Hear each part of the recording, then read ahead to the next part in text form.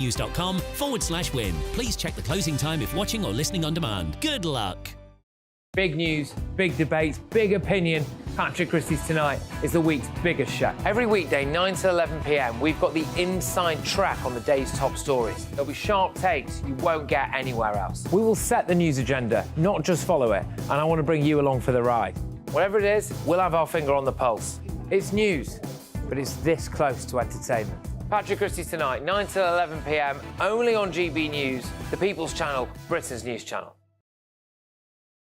Every Sunday from 11, join Michael Portillo. There will be topical discussion, looking at the week before and the week to come. So kick back and relax at 11 a.m. on Sundays on GB News with me, Michael Portillo. GB News, the People's Channel, Britain's news channel. Good afternoon, Britain. Good afternoon, Britain. Join us, Tom and Emily, To find out what's happening in the heart of Westminster. and why it matters to you. Weekdays from midday, we bring you the most compelling stories from across the United Kingdom. And from your doorstep to our inbox, That's right, we want to hear from you, GB News. Britain's news channel. I'm Andrew Doyle. Join me at 7 o'clock every Sunday night for Free Speech Nation, the show where I tackle the week's biggest stories in politics and current affairs with the help of my two comedian panellists and a variety of special guests. Free Speech Nation, Sunday nights from 7 on GB News, the People's Channel, Britain's news channel. I think the most exciting bit for me is talking to people. People who I think are ignored often by the major news channels. We're going to give news they want to hear. There's a voice there that needs to be heard. I think there's a chance here for a diversity of opinion to be expressed, which you don't find elsewhere. It's really exciting. We don't hold back. We're free to say how decisions that are taken here affect us all around the country. Only on GB News, the People's Channel, Britain's news channel.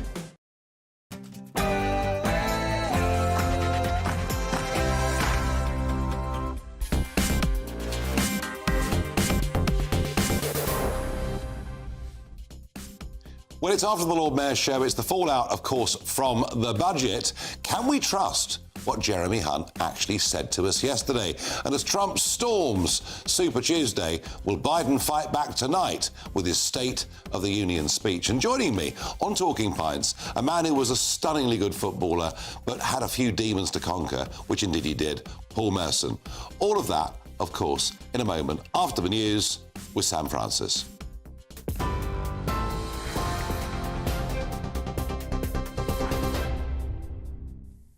Nigel, thank you very much. Good evening from the newsroom. 7 o'clock, and we start with the top story of the day.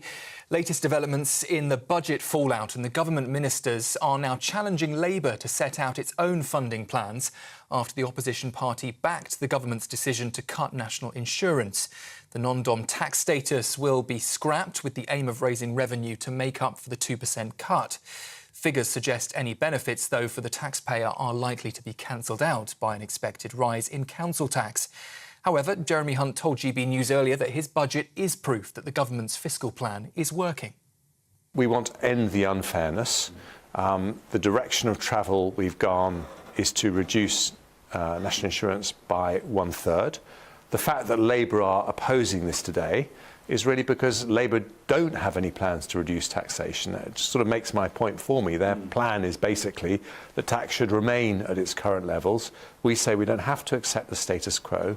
If you make difficult decisions, if you stick to our plan for the economy that's seen inflation falling and growth starting to rise, we can bring down the tax burden. Sir Keir Starmer, though, says that the Conservatives are giving with one hand and taking with the other, and that unlike the government, he says Labour's policies are fully funded.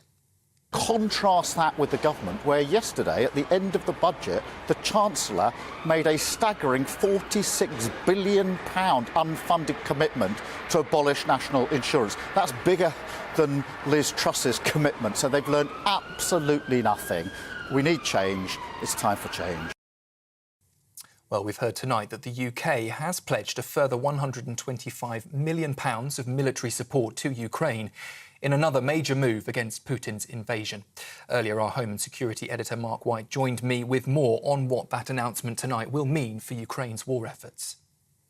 Extra package announced by Grant Shapps on a visit to Ukraine is very significant. Hundreds of pounds and millions of pounds in extra commitment from the UK to provide 10,000 military drones. Now, the vast majority will be first-person view drones, FPV drones, which can loiter over the battle space and drop their munitions on Russian tanks and artillery. But it will also provide 1,000 new one-way attack drones.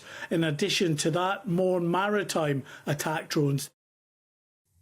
Mark White there, our Home and Security Editor, speaking earlier. Well, that news comes as Sweden has today officially joined NATO, marking a historic moment for the nation and the military alliance.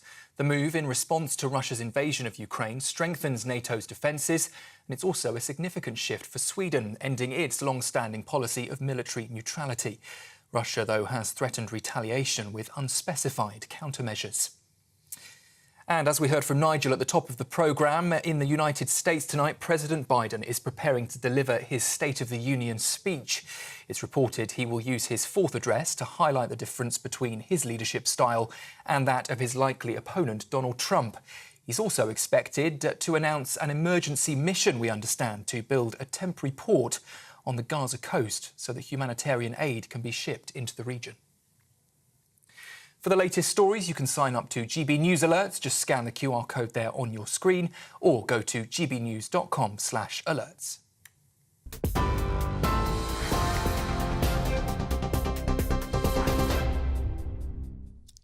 Well, as ever, it's After the Lord Mayor's show. The Chancellor yesterday making a lot of claims in his budget speech, but now it's time for a little bit of dissection. One of the claims he made yesterday, I thought, to be honest with you, I thought it was me speaking when he said this. If we want that growth to lead to higher wages and higher living standards for every family in every corner of the country, it cannot come from unlimited migration. It can only come by building a high-wage, high-skill economy. Not just higher GDP, but higher GDP per head. Yes, Chancellor, I've been saying that for 20 years, but now, because it's election year, of course, you are saying to everybody, I understand what the problem is. But today, being interviewed by GB News' political editor, Chris Hope, he didn't seem quite so sure. On immigration, you said 3 times that growth cannot come from unlimited migration, but the OBR, as you know, has increased net migration forecast to 315,000, up by about a third. So you're relying on more migration to grow your economy when you say you can't rely on it? No. We have had a big increase in migration in recent years because of Ukraine, because of Afghanistan, because of Hong Kong. Very specific factors, where as a country, we did the right thing. But the current levels of migration are not sustainable. This government wants to bring it down. It's currently, as you know, over 700,000, far too high. The government's brought in some very clear policies to bring those numbers down. The OBR make an estimate of where that will get to based on what the Office for National Statistics say. It's a small increase on the numbers the ONS previously said. What I'm saying is we've got to change that. That just isn't good enough. They've promised in every manifesto since 2010 to bring net migration down to tens of thousands. They promised it in 2010, 2015, 2017, and in 2019 they said they would get immigration under control. For him now to sit there and say it's unsustainable, well, the Office of Budget Responsibility, upon whom he seems to rely so much, say that for his numbers to work, we're going to need net migration at 315,000 people net every single year. And he can tell you, he can talk about Afghanistan, Ukraine, Hong Kong. Even if you take those numbers out, net migration is still running at historic highs in this country. And so the question I want to put to you is, do you believe anything that Jeremy Hunt says? Farage at gbnews.com. I'm joined by GB News' economics and business editor, Liam Halligan. Liam, they're funny things, budgets, aren't they? Because, you know, what gets said in the hour and 6 minutes as it was, and then the small print, the analysis, time to think it through. If this was designed to be the big tax-cutting budget, the agenda-changing budget, I mean, I would argue it seems to have bombed. Budgets, they're like a window onto the soul of the politician or the senior politicians controlling them. And this very much is a double act. Obviously, the Prime Minister was recently the Chancellor. Yep. And this is very fair much point. a number 10 and number 11 effort. This was by no means a pre-election budget. It was lacking in definition. It was lacking in courage, I would say. It strikes me that Jeremy Hunt is a very low-key politician who should really have gone into bat against the OBR and pushed back for what he believes in. But I think he's delivered a budget that's very, very cautious in order to mollify this group of Whitehall-based economists, faceless bureaucrats. Of course, civil servants should have some role to play. Of course, they should offer up forecasts which the politicians look at. And of course, you've got to rein in political excess. But it strikes me that the Tory party's fate is now in the hands of both the Office for Budget Responsibility and the monetary policy of the Bank of England, because they need tax cuts, they need interest rate cuts. Are they going to happen? But they've allowed it. And you made a couple of very interesting points there, that it lacks definition and lacks courage. But maybe that sums up this government. I think it does. It was almost as if the Chancellor was signalling to his tribe, I'm still a Conservative, I'm still a Conservative. I do want to get rid of national insurance. I do want taxes to come down. But even if you take into account, admittedly, the quite eye-catching now 4p reduction in the headline rate of national insurance from 12 to 10 and now 10 to 8. The 12 to 10 came in January. The 10 to 8 will come in from April. The overall tax burden, because of fiscal drag, because of the thresholds being frozen where they are, is still going up. We're still heading for the highest tax burden in 70 years. This is the point. There's fiscal drag in terms of, we say, that the levels at which we start paying different rates of tax aren't going up. But also, there's alcohol duties.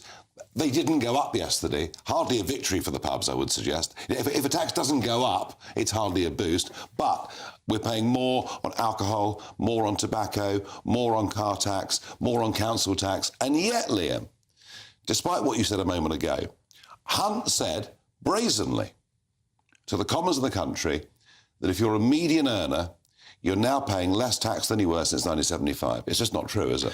I can't stand up that figure. I've been trying to stand up I've been trying to stand up that figure, as we say in journalism.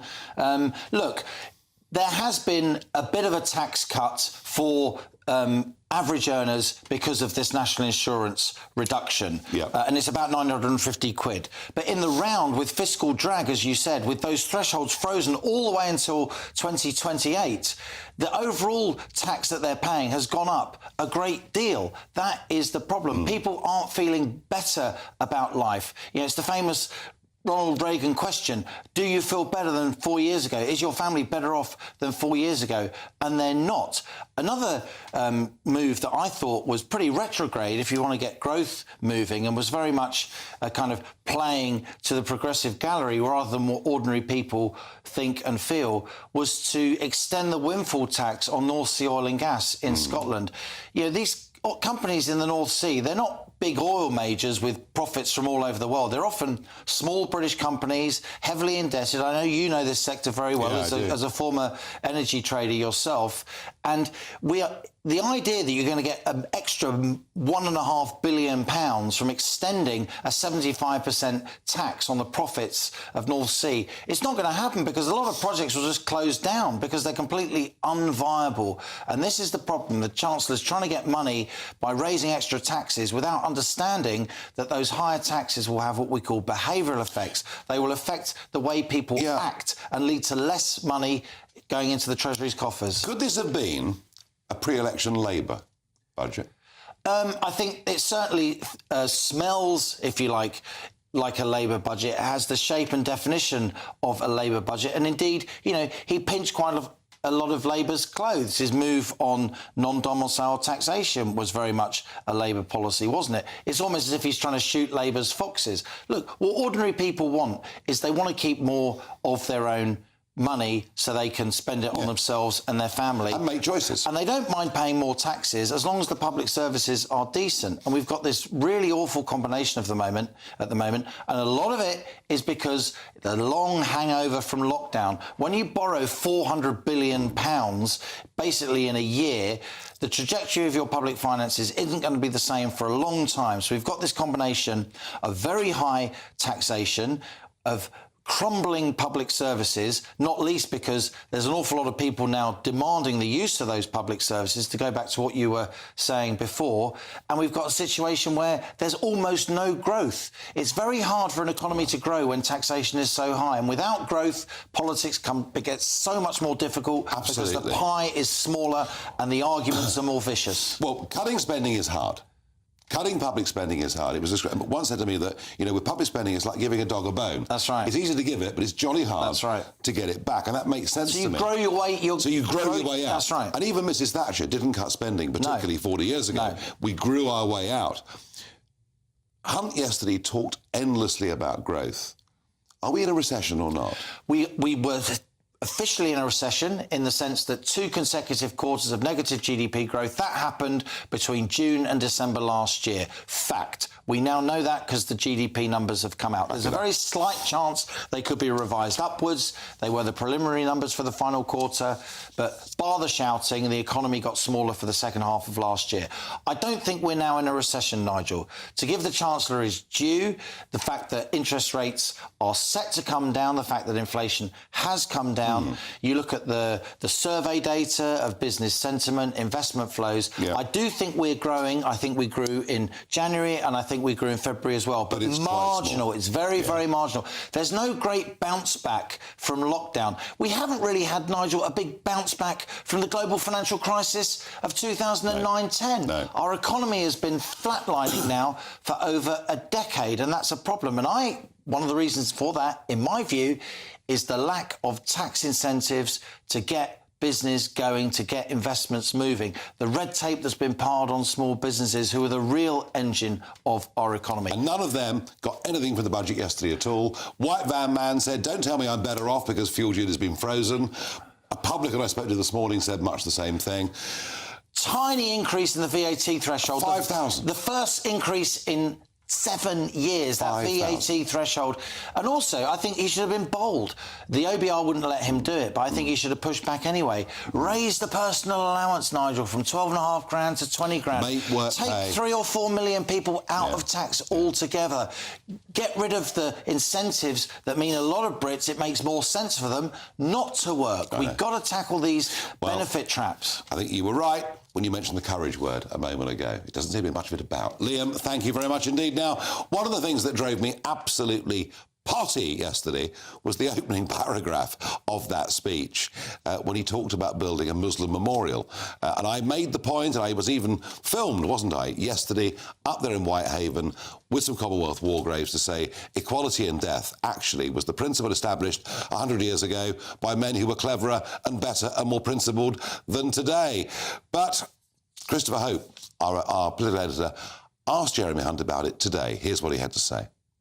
Good proposal. I also, by the way, remembered the sufferings and worries of people of the Jewish faith in my autumn statement. So a very good proposal was made to me by Sajid Javid, who is a colleague and a friend, and I decided that had merit. And the way you framed the answer by saying we need to fight extremism and heal divisions after the loss of life in Israel and Gaza. Will that memorial do that? I believe it will, because I think it shows what unites us, just as the funding that I gave to the Holocaust Education Trust after the autumn statement did. It reminds us that on many things, whether it's the Holocaust, whether it's the sacrifices made in the world wars for our freedom, we stand together as human beings, and that was the purpose of that funding. So it shouldn't be a divisive thing? No.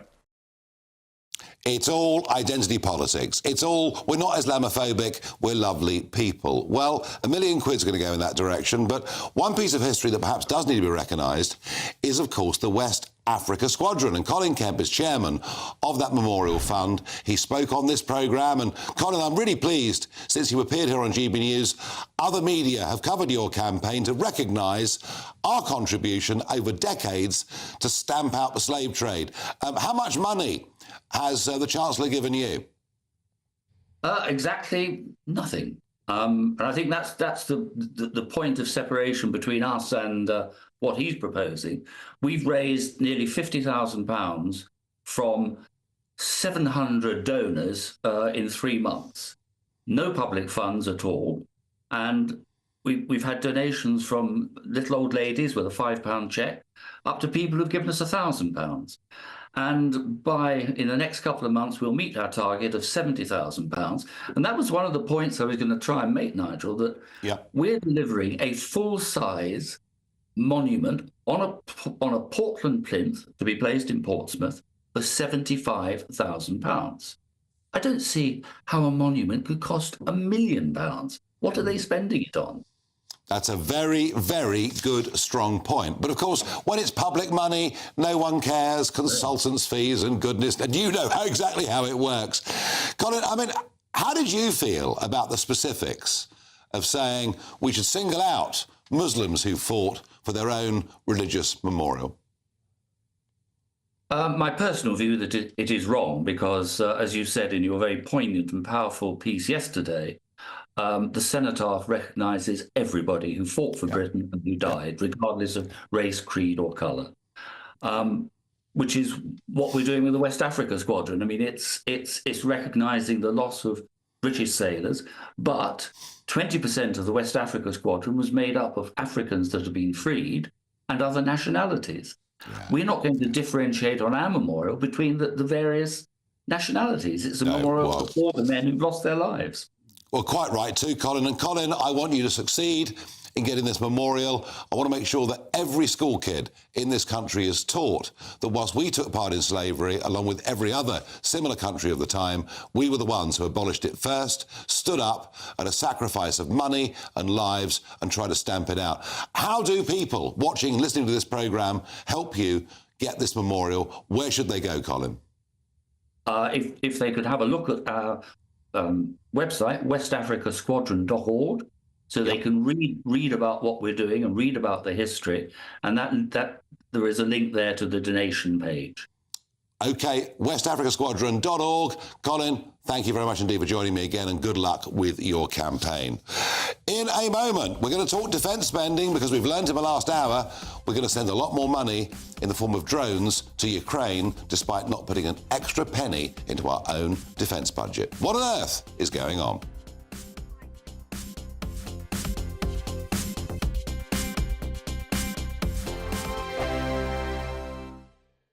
Nana Queer, weekends from 3 p.m. So after his mad dash to see his father last week, Prince Harry predictably went on TV to talk about it. He gave his first interview to Good Morning America, whilst apparently being filmed by a crew that were doing a documentary on the Invictus Games. He didn't disclose his father's diagnosis, but frankly, even the fact that he was on TV talking about it was concerning. No wonder they're keeping him at arm's length.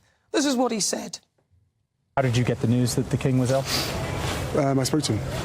And what did you do next? I jumped on a plane and went to go and see him as soon as I could. How was that visit for you emotionally? Look, I love my family. The fact that I was able to get on a plane and go and see him and spend any time with him, I'm grateful for that. An illness in the family can have a galvanizing or sort of reunifying effect for a family. Absolutely. Is that possible in this case? Yeah, I'm sure.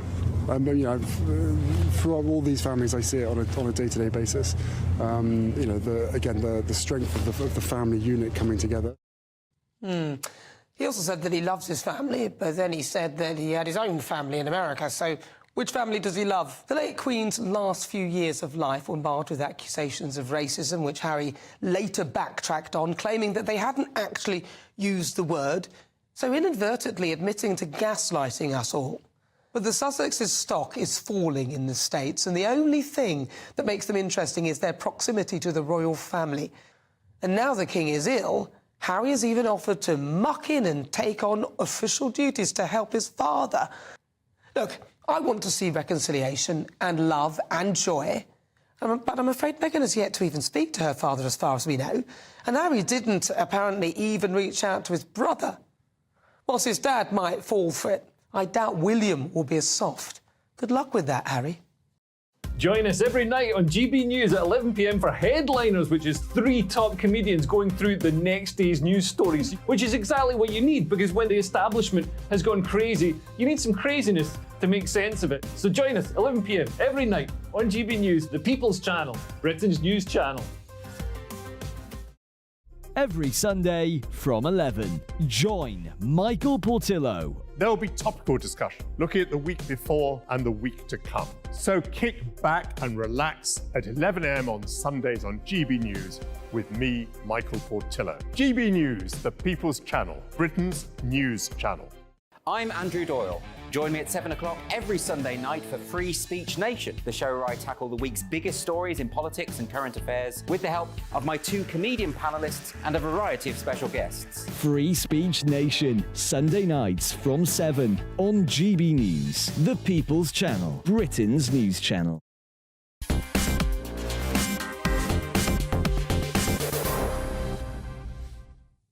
I asked you earlier, do you believe what Jeremy Hunt said in his budget in the House of Commons yesterday? Some of your reactions coming back. Alan says, unfortunately, I don't believe many politicians. John says, no, how can we believe anything they say when they've achieved nothing? And Muriel says, Jeremy Hunt is not to be trusted, nor are most of the Tories, and Labour for that matter. Muriel, I've got to tell you, that was a view that was very, very widely held last night amongst that audience we had up in Cumbria, in Whitehaven. And finally, Heather says, no, I don't believe a word he says, especially on immigration. He's only saying what he thinks we want to hear. Heather, I agree with that entirely. The track record over the course of the last 14 years is that bad. Now, defence, of course, is an absolutely vital issue, perhaps more vital now, potentially, than it's been for many, many decades, given what is going on in the world. And yet, there was no money for defence in the budget at all. No money whatsoever. No increases at all. Christopher Hope asked the Chancellor this morning why that was. We will need to spend more on defence. The world is a very volatile and dangerous place. Britain has a very special global vocation. Alongside America, we're one of the 2 countries that have done more than anyone else to maintain peace and security since the Second World War. 2.5% GDP is your We've said that we want to increase it to 2.5% of GDP as soon as it's economically possible to do so. But there's a lot of things we have to work out, in particular what we would spend any extra money on. If you look at the war in Ukraine, you can see that drones have become incredibly important. So we need to do that. We need to reform our defence procurement, which is not working in the way it does. But we recognise that this is a world in which we're going to spend more on defence.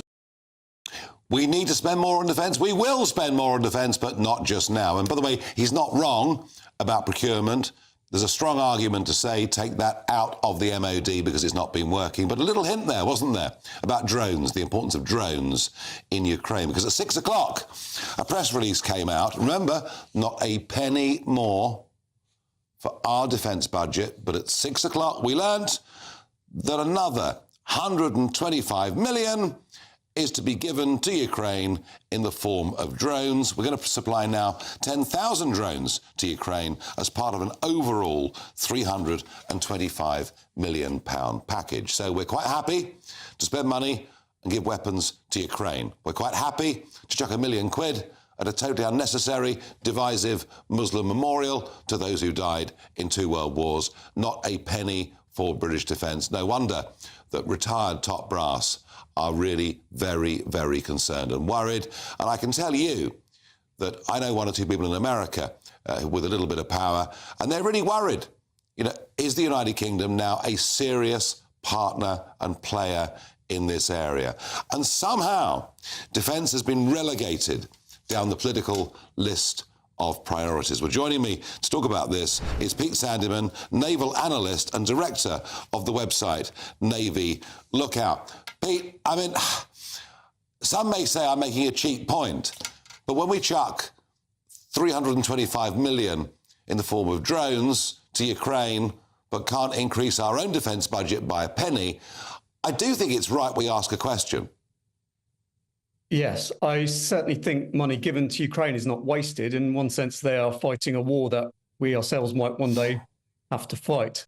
So it's not money wasted. The trouble is the government is spinning money given to defence as an increase in the defence budget. I'm sure everyone's very well aware of the very poor state of UK defence generally. We do have problems with procurement, as you say. We have a real manpower crisis. We have lots of platforms that are far too old, and we're having to throw good money after bad to keep them going. So there are lots of issues that unfortunately can only be resolved by further funding, and fairly urgently as well. Mr. Hunt talks about sometime vaguely in the future, but defence has a long tail. It takes a long time to build a warship. It's a 10, 20-year project. These things can't be solved overnight. So we need to act urgently. Do you think, Pete, looking back on it, and I know the Navy is your speciality, do you think the 8 billion quid we spent on those two great big aircraft carriers, was that actually a mistake?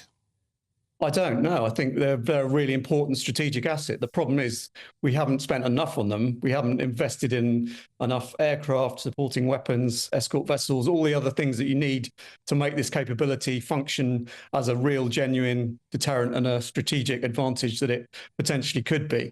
They're certainly not a waste. We are a maritime nation. Our Navy is our most important first line of defence, and it's able to, the carriers can project power, they can defend us closer to home, as one of our aircraft carriers is off Norway at the moment, defending our northern flank against the Russian threat. So they are very important and have lots of strategic value. Okay. No, fair enough. I'm pleased to hear that. And I understand that naval recruitment is now at a genuine crisis point. People are not sure whether it's worth joining something that is in decline. That may be part of it. So there's lots of problems. Part of it is internal processes that you've got actually no shortage of applicants at the moment, but we're not processing them effectively, and we're losing kids who want to join up, and then they're waiting for a year or more and they lose interest. That's simply down to bad internal management. It's even worse in the case of the Army. Part of it is to do with private service providers such as Capita not doing their job properly. Some of it is to do with the offer itself in terms of the married quarters, the accommodation that is available to service personnel is not up to scratch. There's a whole variety of issues that impact recruitment, but it needs to be gripped again as a matter of urgency, because there is no Navy, there is no Army without people. First and foremost, more than shiny new kit, getting the people issue sorted should be our priority. No, I've covered the Capita point in relation to the Army just a few weeks ago. I'm astonished at the sheer amount of money we're giving Capita to do this job. And it seems to me, wouldn't there be an argument that recruitment should be brought back within the three services? I would say so. The Navy does have a mix of its own recruitment and some outsource. So it's a kind of mix and match situation for the Navy, whereas the Army relies mostly on Capita. But in the future, there's a plan to have a one-size-fits-all, all privatised recruitment service, which is, I believe there have been so many problems with it, it's been delayed for 2 or 3 years. But that is not helping matters and is not helping the morale of people involved in recruiting either. In a sentence, if I can, Pete, in a sentence, sum up how you feel about the budget from a defence perspective. Disappointed and slightly concerned about our future. Put very succinctly. Pete Sanderman, thank you very much indeed for joining me on GB News. And just the madness of outsourcing to Capita, recruitment for our services, paying overly inflated amounts of money, huge delays. The whole thing is a complete joke. It's the sort of thing the Blair government would have done. You would have thought a party that caused itself Conservative might have done different, but oh no. In a moment, let's discuss, now that the dust has settled from Super Tuesday, Nikki Haley's pulled out, Trump is going to be the candidate for the Republican Party, but can Joe Biden fight back tonight with his State of the Union speech? Good evening. Here's your latest GB News weather update brought to you by the Met Office. A few showers and a touch of frost for some of us tonight, then a mostly fine day tomorrow. At the moment, the UK is sandwiched in between low pressure around the Bay of Biscay and high pressure across Scandinavia, leading to a strengthening southeasterly flow. Through the night, we are going to see a few showers, particularly across parts of Northern Ireland. Also some showery outbreaks for northeast England and eastern parts of Scotland. Could be a little bit of sleet or snow over the higher ground here. Elsewhere, a mostly dry picture with some clear skies, particularly towards the south of England, also western Scotland, under which we could see a touch of frost first thing on Friday morning in any sheltered rural spots. Otherwise, as we go through tomorrow then, any showery outbreaks across northern areas will largely die out. So for much of the country, it will be a dry picture by the afternoon with a decent amount of sunshine across much of England, Wales and also western parts of Scotland. But that southeasterly wind will be bringing in some cloud, which is likely to linger across eastern northeastern parts, and a significant wind chill will make it feel pretty cold under that cloud too. Looking ahead to the weekend, and after a dry start for most on Saturday, a weather system pushing its way up from the southwest will lead to a fairly wet story for many of us as we go through the weekend. The rain likely to be heaviest and most frequent across southern areas. Further north, it's probably going to be a bit patchier, a bit more showery and mostly light too. Temperatures picking up on Saturday, dropping down again. I think the most exciting bit for me is talking to people. People who I think are ignored often by the major news channels. We're going to give news they want to hear. There's a voice there that needs to be heard. I think there's a chance here for a diversity of opinion to be expressed, which you don't find elsewhere. It's really exciting. We don't hold back. We're free to say how decisions that are taken here affect us all around the country. Only on GB News, the People's Channel, Britain's news channel. GB News is the home of free speech. We were created to champion it, and we deliver it day in, day out. Free speech allows us all to explore and debate openly the issues most important to us, our families, and of course, the British people. Having challenging conversations to enlighten each other. Which is why we hear all sides of the argument. We are the People's Channel. We will always stand by the freedom to express yourself. On TV, radio and online. This is GB News, Britain's news channel. Big news, big debate, big opinion. Patrick Christie's Tonight is the week's biggest show. Every weekday, 9 to 11 p.m, we've got the inside track on the day's top stories. There'll be sharp takes you won't get anywhere else. We will set the news agenda, not just follow it, and I want to bring you along for the ride. Whatever it is, we'll have our finger on the pulse. It's news, but it's this close to entertainment. Patrick Christie's Tonight, 9 to 11 p.m, only on GB News, the People's Channel, Britain's news channel.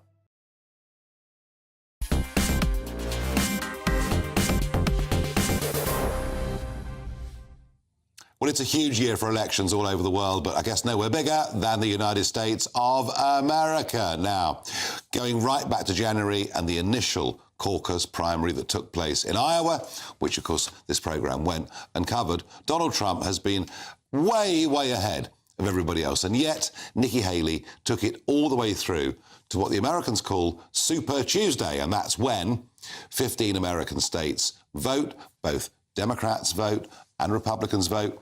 And it turns out that Nikki Haley did win Vermont, I suspect because those that could vote in Vermont were not just registered Republicans, and I guess a load of Democrats turned up to say 2 fingers up to Donald Trump, but Trump won the other 14. And it's all over. Nikki Haley has pulled out. She won't endorse Donald Trump, although she did wish him good luck. So Trump is there. Trump is going to be the Republican candidate. And the same thing's happening on the Democrat side, where Joe Biden, is all the way through, and he's going to be the candidate as well. Super Tuesday used to be in the past something that was really, really tense and exciting. But Ari Aramesh, lawyer and Democrat strategist, who joins me now down the line from the USA. I mean, in some ways, Ari, this was the most boring Super Tuesday ever, wasn't it? Quite predictable. Now, looking at Vermont, you mentioned Vermont going for Nikki Haley. New England has always had a history of different Republicans. You got, the 2 ladies from Maine, Susan Collins and Olympia Snowe, one retired, one still in the Senate. I remember Vermont back in the day had a senator, Jim Jeffords, back in 2000, who switched, became independent. And when the Democratic and the Republican margin was 50-50, gave Dick Cheney the tie-breaking vote. Took away Trump-Cheney, the tie-breaking vote in 2001. So long story short, it's been pretty interesting to see how Nikki Haley only won Washington, D.C., which is it's not a state. It's a very different breed of its own. And then Vermont. Trump has a lock in this party. I'm a Democrat. I generally, vote based on the person. I have voted from time to time for the right person. If that person happened to be a Republican in local elections, I don't think Donald Trump is the right person, but he's got a hold on the Republican Party, and a solid portion of this party really, really love the man, and then they love him. They love his message. They love his persona. They love his motto. They love the way he acts, and those are the things we don't like. They love. Yeah, no, and that's, of course, all fine, as it should be in an open democracy. But let's talk about your man, Joe Biden. A very large percentage of America, including at least half of Democrats, deeply concerned about his age, deeply concerned about signs of cognitive decline. And there's no denying that, whichever way we are. But he does have, Harry, doesn't he, an opportunity tonight, the State of the Union speech, and I've been there in the gallery and watched them in the past. It's a very, very big, grand event. But the sort of mood music we're getting is that it'll be used tonight by Biden to put up taxes on businesses and individuals. And I just wonder, is that really the right message? I just want to make sure he doesn't go off script because when he starts mumbling, and I voted for Biden, but we don't. It's not a Democratic Party, at least these days. Since it's not a cult of personality, it doesn't matter if it's Biden or somebody else. I want a strong Democrat who can win, and I have doubts about President Biden's chances come this election. First of all, second.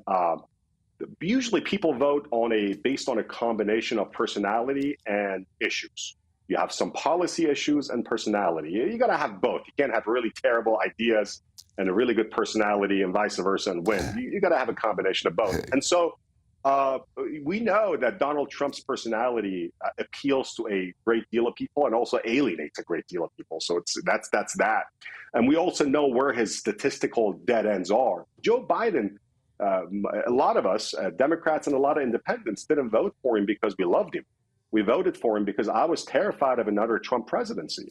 I was afraid of a whole host of things that could have happened. I didn't want chaos. But let's talk about two things, issues and personality.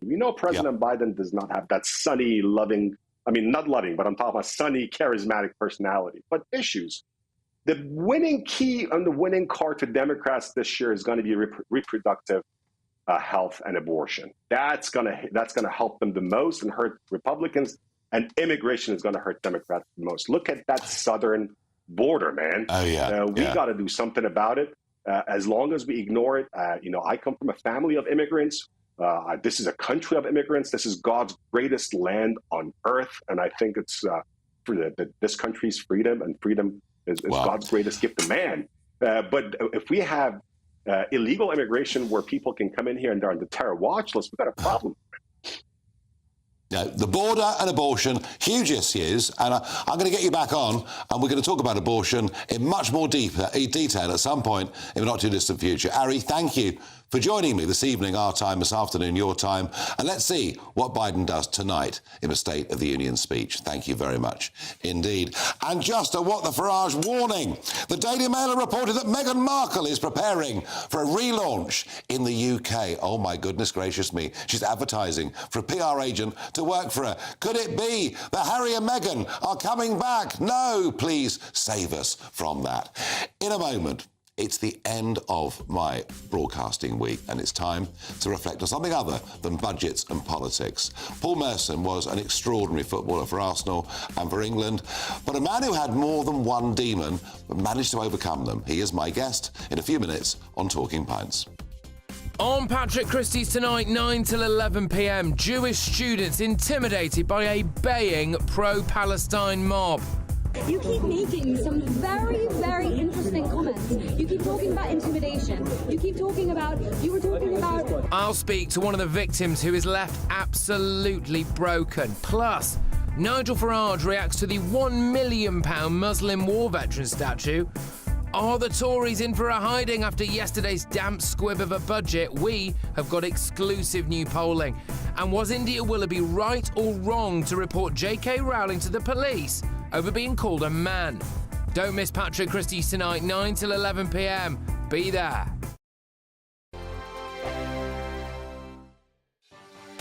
Martin Daubney, weekdays from 3 p.m. Our woke army, a topic we talk about almost every day on this show. And now the decision to allow women to join frontline army fighting has been described as a failed exercise in political correctness, because government figures reveal that only 15 female recruits completed basic training for either infantry or tank units between January and September of 2023. A senior army officer says women are put off joining frontline units amid numerous allegations of rape and sexual discrimination. Well, joining me now is former NATO commander and Royal Navy officer Rear Admiral Chris Parry, CBE. Chris, always a pleasure to see you on the show. So here we are again, we're talking about diversity targets, and it seems that no matter how much they huff and they puff, young women simply aren't joining up. Well, I mean, the life's not for everybody, Martin. It's not even for most men, to tell you the truth. This is a tough life, and it's a life that is geared towards the sort of physical and mental, I hesitate to say skills, but aptitudes that men have. The idea that men and women are interchangeable in all these roles is ridiculous. What we need to have is all roles open to both men and women, and those that are suitable and have the aptitude for those jobs should be going into them. If we've got 15 women who are going into the infantry and the armoured corps, then that's fine. They're the ones that are suitable. It's as simple as that. Any idea that we should have quotas or any sort of percentage of people from certain ethnic groups or from women is ridiculous. We want the best people who serve our country and can defend it. 2024, a battleground year. The year the nation decides. As the parties gear up their campaigns for the next general election. Who will be left standing when the British people make one of the biggest decisions of their lives? Who will rise? And who will fall? Let's find out together. For every moment, the highs, the lows, the twists and turns. We'll be with you for every step of this journey. In 2024, GB News is Britain's election channel. I'm Michelle Dewberry, and I'm not here to tell you what to think. I'd much rather hear what you have to say. So, send in your opinions to gbviews@gbnews.com. Keep them clean, and you never know, I might read them out. With my panel here on Jubes & Co, we debate, we get stuck into the issues of the day on a show where all views are welcome, especially yours. GB News, the People's Channel, Britain's news channel.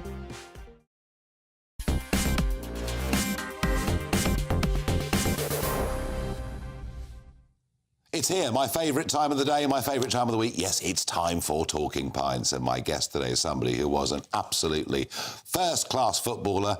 He's a pretty blooming good broadcaster too, and he's managed to overcome just one or two demons in his life. And the club that he's best known for his association with are currently on the rampage. I'm joined by Paul Merson. Paul, welcome to Talking Pints. Now, heck of a career. Over 400 caps for Arsenal, 100 goals, over 20 caps for England, other clubs you played for and managed. And yet, reading up about you, see, I think of successful sportsmen as being big alpha males, very confident, very aggressive, and you can see when they're age 12, that's what they're like. But you weren't like that, were you? Bit of a shy kid. Yeah, very much so. Very shy when I was a young kid. I was struggled badly with palpitations, which in this day and age we'd call anxiety attacks. And, I went to the doctors one day. The doctor said, stop playing football. Just went like, stop playing. I just couldn't catch my breath. I just couldn't catch my breath, and I was a very shy kid. Very shy. And then, I enjoyed playing football. I was good at football. Thank God, I was good at football. And then, as I got older, and then I found that, and I found other things. It took me out the way I felt. It just completely took me out the way I felt. So, because as I say, I repeat the point. Normally, to get to the top in a sport, you've got to be really quite self-confident, quite tough, take the knocks. Were you able to do that in football? Yeah, that's a good question, that is. Yeah, probably as time went on, I got more and more confident, but as a kid, 100% not. Very, never ever fancied myself as a player. I never used to stroll around and think I'm going to make it as a footballer and I'm brilliant. Look at me.